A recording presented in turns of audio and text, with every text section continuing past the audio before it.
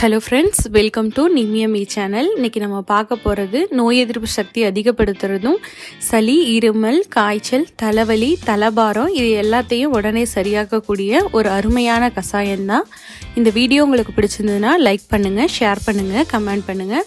மறக்காமல் எங்கள் சேனலை சப்ஸ்கிரைப் பண்ணுங்கள். வாங்க ஃப்ரெண்ட்ஸ், வீடியோக்குள்ளே போகலாம்.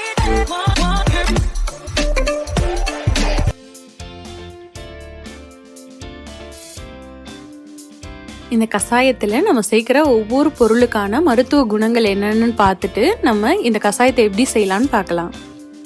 இஞ்சி அதிக மருத்துவ குணம் கொண்டது. குறிப்பாக வைரஸ், பாக்டீரியா தொற்று நம்மளை அஃபெக்ட் பண்ணுறதுக்கு மெயின் காரணம் நம்மளோட நோய் எதிர்ப்பு சக்தி கம்மியாக இருக்கிறது தான்.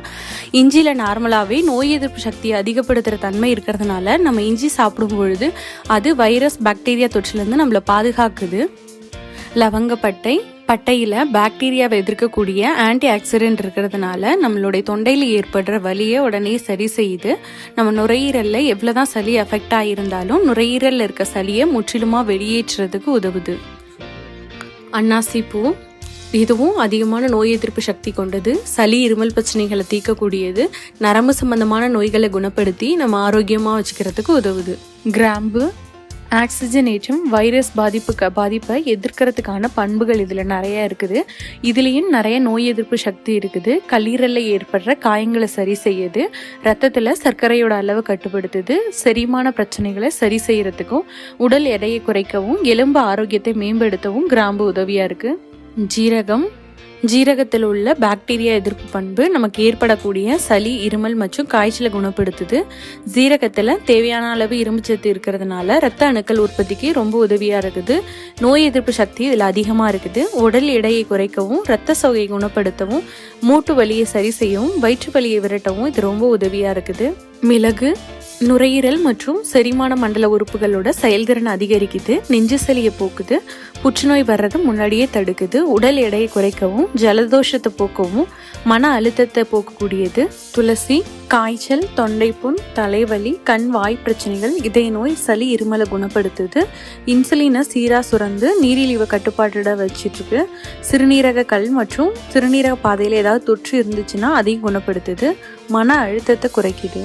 வெற்றிலை வலி நிவாரணியாக இருக்குது. பல் சொத்தை, பல் கூற்றம் போன்ற பிரச்சனைகள் ஏற்படாமல் தடுக்குது. சுவாசிக்கிறதுல ஏதாவது சிரமங்கள் இருந்ததுன்னா அதையும் நீக்கி நல்லா சுவாசிக்க வைக்க உதவுது. தலைவலியும் முற்றிலுமாக குணமாக்குது. கருப்பட்டி வாய் துர்நாற்றத்தை முற்றிலுமாக நீக்குது. உடல் மற்றும் மனதை நல்லா சுறுசுறுப்பாக வச்சுக்குது. தொண்டை வலி மற்றும் தொண்டையில் ஏற்படுற கட்டுகளை குணமாக்குது. கண் பார்வை திறனை அதிகரிக்குது. ஒற்றை தலைவலியை குணமாக்குது. அடுப்பு ஆன் பண்ணிட்டு அதில் ஒரு பாத்திரம் வச்சிடலாம். பாத்திரம் நல்லா சூடாகட்டும். பாத்திரம் நல்லா சூடானதும் அதில் நம்ம ஒரு ஆளுக்கு ஒரு டம்ளர் வீதம் எத்தனை பேர் வேணுமோ அத்தனை டம்ளருக்கு தண்ணி ஊற்றிக்கோங்க. தண்ணி நல்லா சூடானதும் அதில் நம்ம நசுக்கி வச்சுருக்க இஞ்சி ஒரு பீஸ், ஜீரகம் 2 டேபிள் ஸ்பூன்,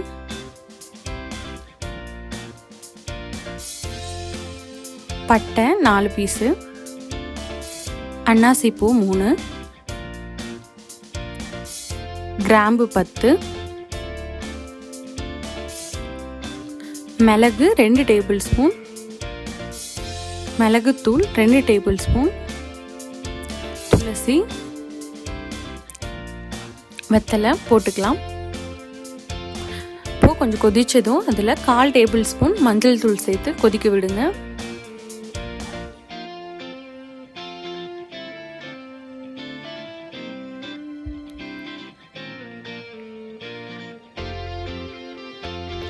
நல்லா கொதிச்சிருச்சு. இப்போ உங்களுக்கு வேணும்னா தேவையான அளவுக்கு கருப்பட்டி இல்லை வெல்லம் போட்டுக்கோங்க. இப்போ நம்ம இப்போ கஷாயத்துக்கு போட்டிருக்க எல்லா பொருளோட சாரும் இறங்கி கஷாயத்தோட கலர் நல்லா மாறி இருக்கு.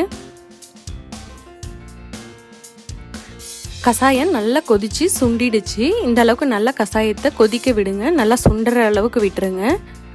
கண்டிப்பாக இந்த கஷாயத்தை உங்கள் வீட்டில் ட்ரை பண்ணி பாருங்கள். கண்டிப்பாக உடனே ரிசல்ட் தெரியும். தேங்க்ஸ் ஃபார் வாட்சிங்.